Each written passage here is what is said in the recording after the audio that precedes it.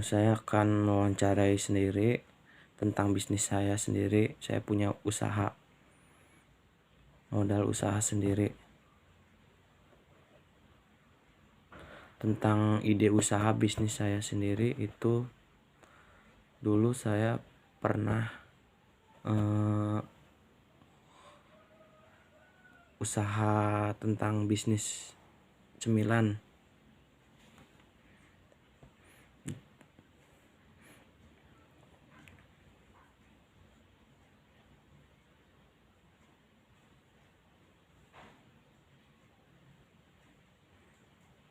Jadi usaha milik perseorangan atau badan usaha perorangan yang produktif memenuhi kriteria yang ditulis oleh Undang-Undang Set maksimal dari usaha yang saya dibutuhkan 500.000, sedangkan omset maksimal 300.000 dalam perekonomian Indonesia. Usaha kecil dan menengah UKM adalah kelompok usaha yang memiliki jumlah paling besar. Selain itu, kelompok terbukti tahan terhadap berbagai macam guncangan krisis.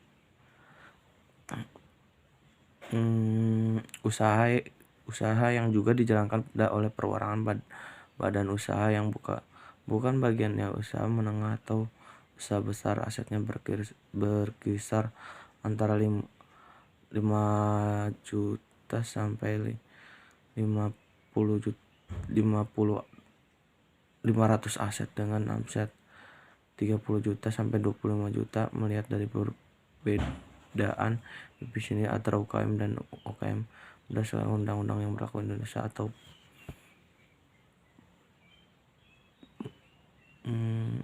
membuka sebuah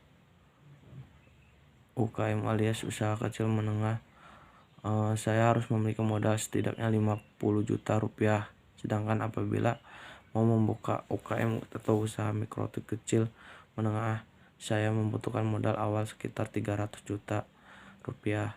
Jumlah tenaga kerja jika saya mau membuka sebuah UKM, jumlah tenaga kerja yang biasanya dimiliki oleh sekitar 5 sampai 10 orang. Sementara itu bagi UKM biasanya memiliki minimal 30 pekerja. Maka dari itu UKM biasanya berbentuk seperti usaha kaki lima atau usaha yang dilakukan di rumah.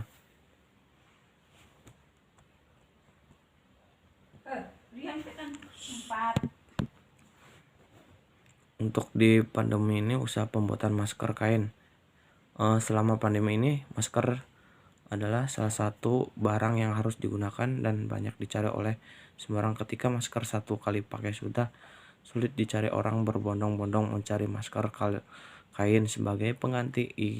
Ide dan peluang usaha pembuatan masker kain ini juga merupakan usaha jangka panjang karena akan digunakan terus-menerus walaupun pandemi ini telah selesai. Saya bisnis cemilan, modalnya 200.000 sampai 2 juta.